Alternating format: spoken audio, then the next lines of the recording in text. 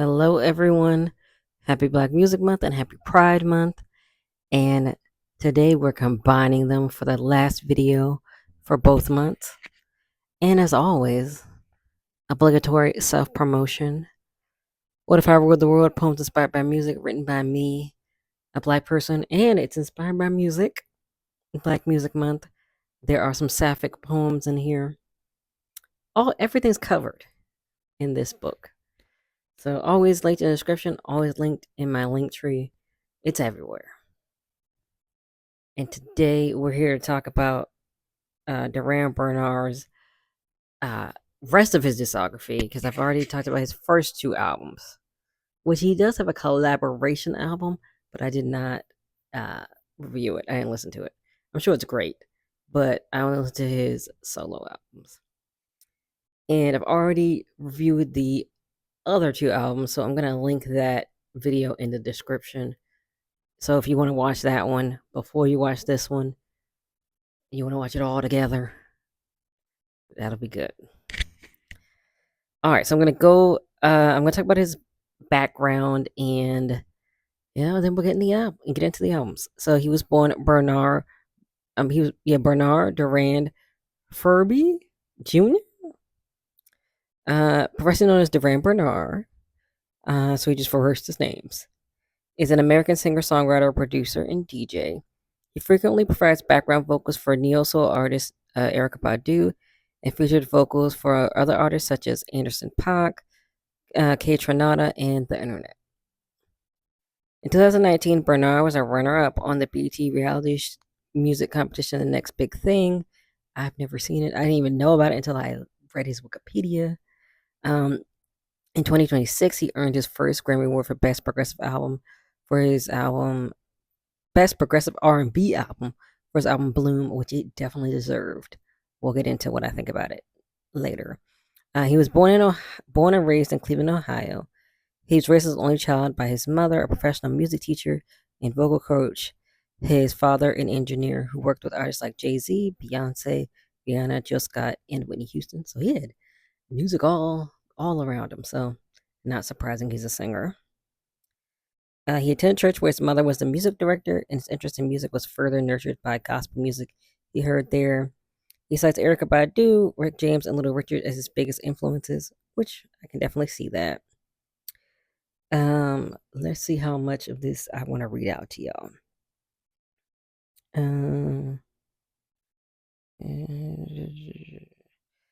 Let's see. We might skip some of this, y'all. Let's see.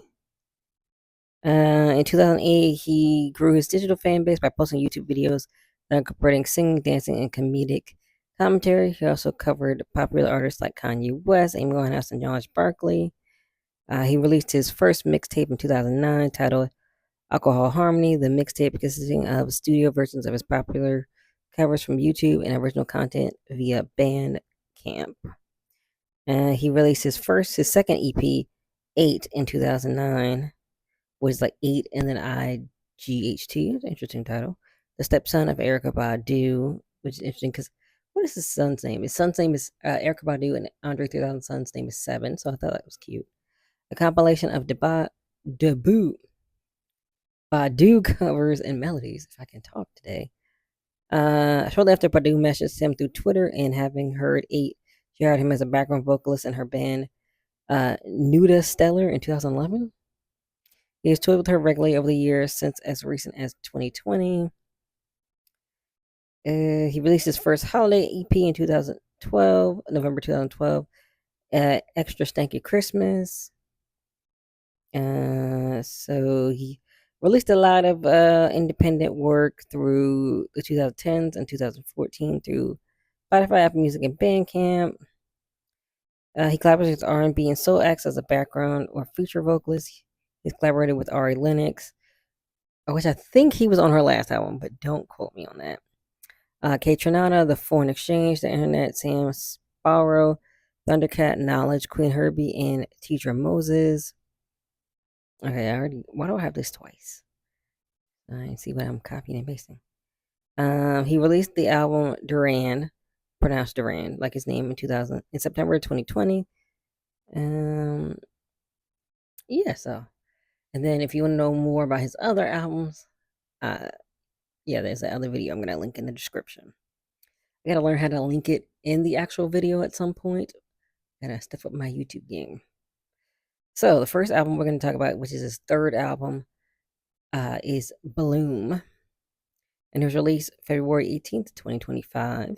The genre is R&B and funk, and you could stream it basically everywhere. YouTube Music, I watched it. I listened to it on Apple Music, which I have a subscription, Pandora, Deezer, iHeartRadio, Spotify, SoundCloud, and Amazon Music. The vibes, it was funky, smooth, and gave me like early 2000s R&B vibes.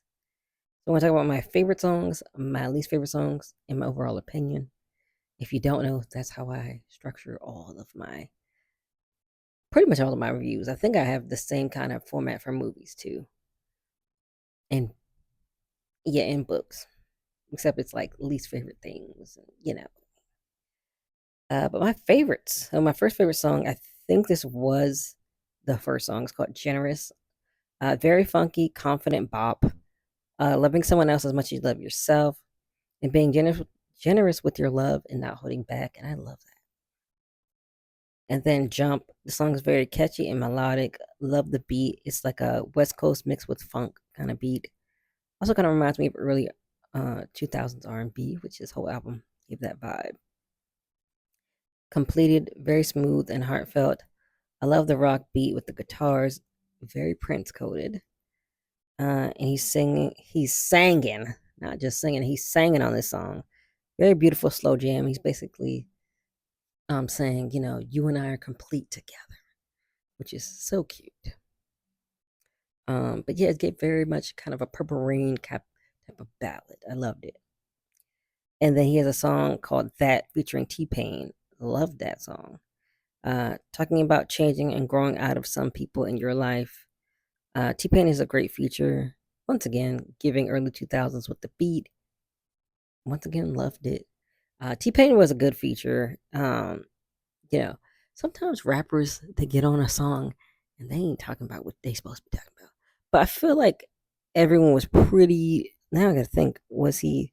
Oh no, there's a song on the other album where I was like, this rapper is a little off topic, but we'll get to that. But from what I can remember, I feel like T-Pain was on the topic, so that was good. And I don't actually have any least favorite songs. So my overall opinion, I really love this album. I really felt like every song was a bop. I didn't have one I hated, even though there were definitely ones I favorited. I will still say all were good. So like some of them I loved more, but I think they were all good. I was worried I would like his first albums and be disappointed by the next two, but this album blew away my expectations, honestly. And it's a perfect 10 out of 10 for me. Definitely recommend.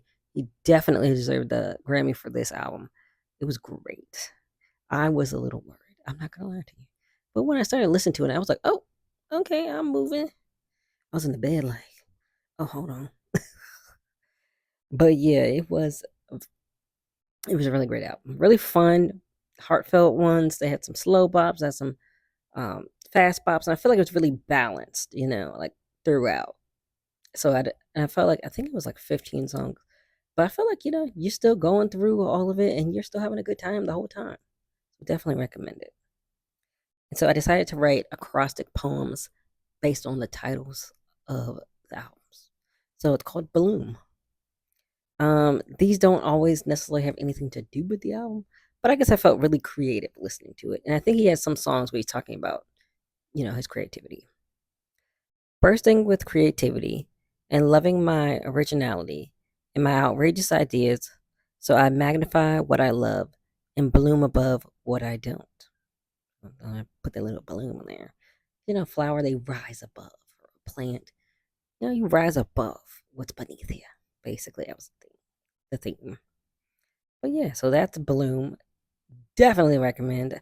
And I also have seen him live. And he was really great. I will say he kind of dragged it. Which I mean, like, you know, you want to be with one of your favorite artists and have them on stage for a long time. So I guess that's like a plus. But me and my friend had to go. Had to go. We were like, we're trying to stay and enjoy it, but we gotta go. But he was really great live. Definitely recommend it. I think he's on tour again soon or is already on tour. So I need to get my coins up and go see him again. So he loves using his names in the album. There was Durand, and then now we have Bernarr. So that's the next album. That the most recent one. It came out this year, actually, May 1st, 2026. This one did not have its own Wikipedia page, so I had to use the Google AI to figure out. It sucks because it's like right there and it's so convenient instead of like going to the website. So I try my best not to like go out of my way to use AI, but since it's already on Google on the first thing, I don't use AI like outside of that or at work we have a little AI assistant thing. But otherwise I don't ever use it. Uh and I can go on a whole rant about my hatred for AI, but we're gonna keep going. Anyway, the genre is contemporary R&B, neo soul, synth funk, and pop soul.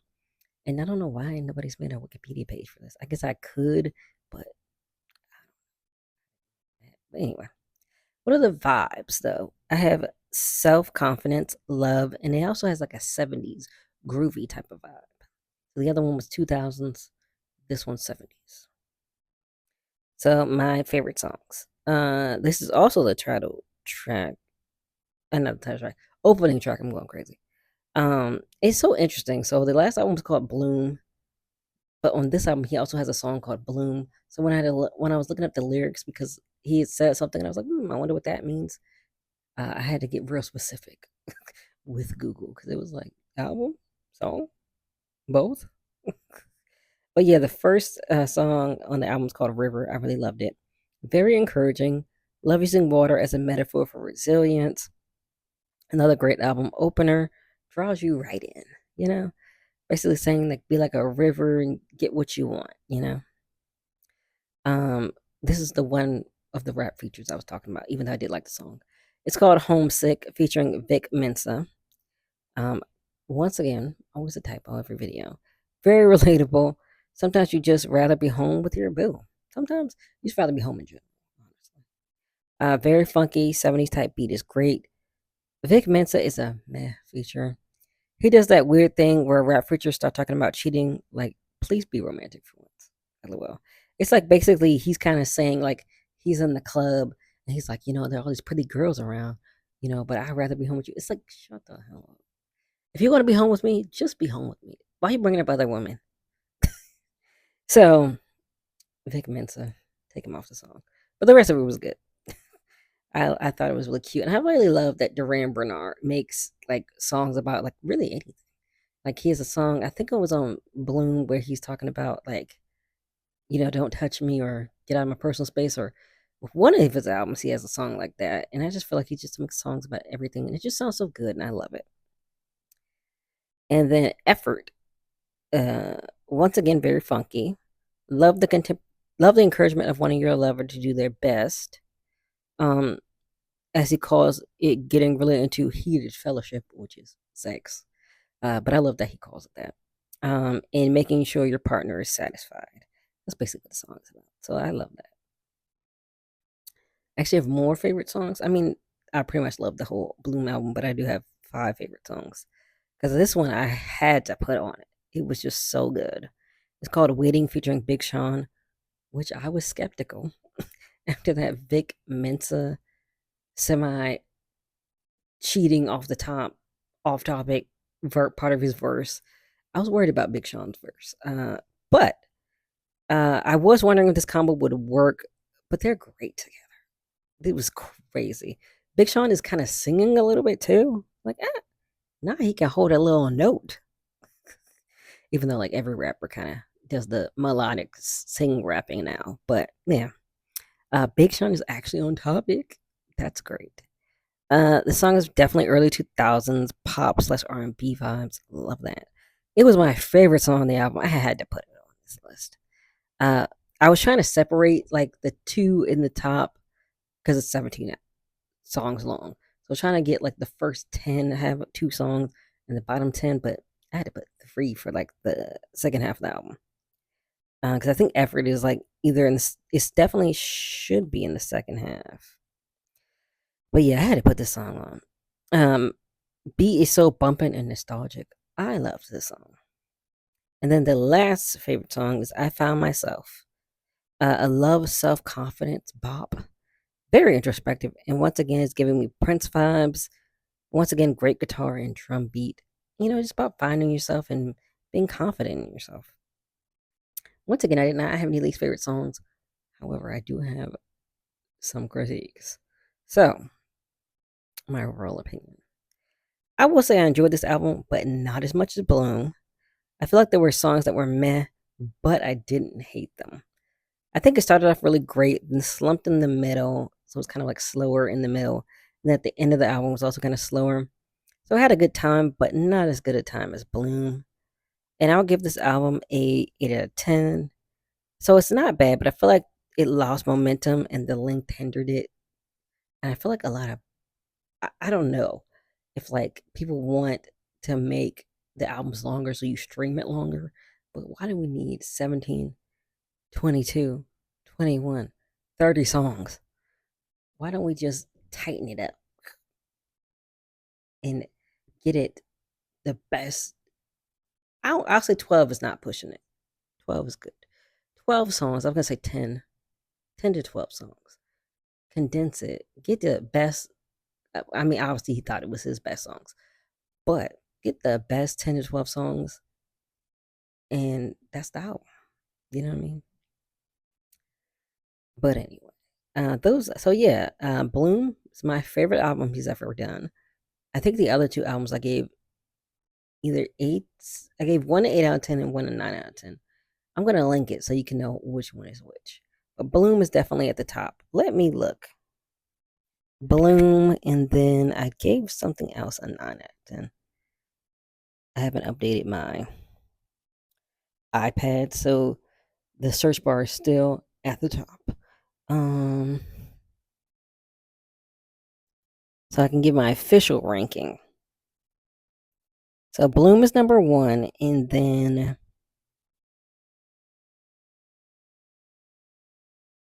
Bloom is number one. Wonderlust is number two, and then I'm gonna put what is it, Durand. I'm gonna put Durand because it's an 8 out of 10, and then Bernarr at the bottom. So Bloom, Wonderlust, no Bloom, yeah, Wonderlust, Durand, and Bernarr. That's so funny, Durand Bernarr at the bottom. But yeah, that's my ratings for that, for his discography. And then I'm going to also read my poem called Bernarr. And it's actually inspired by Waiting featuring Big Sean because I love that song, like I told you. So I just kept listening to it as I was making my notes. So here goes. Been waiting up every night, just reminiscing about our nights together, and so anxious, like genuine. And I'm ready to be with you again and have a redo of our passionate nights. So yeah, that's Durand Bernarr.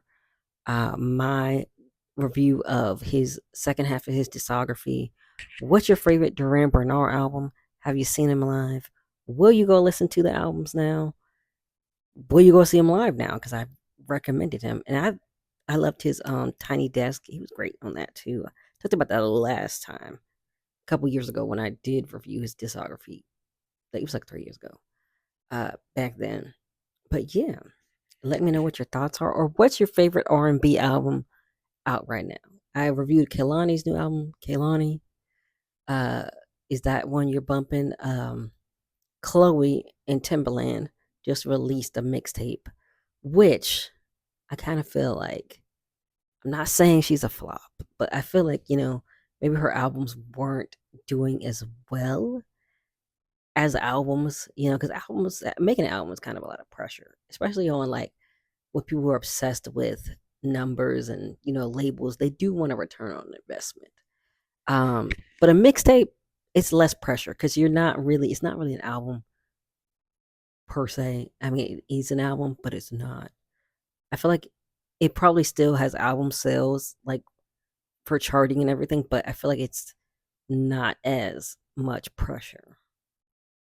But I could be wrong. I'm not a Record label exec. But I am interested in listening to it, so I'll probably listen to it at some point soon. I'm trying to think who else came out. I know some rap just came out. YG just came out. Lotto. Let me know, what are you listening to right now? And whatever you're thinking, as always, like, comment, share, subscribe, and I'll see you all next week.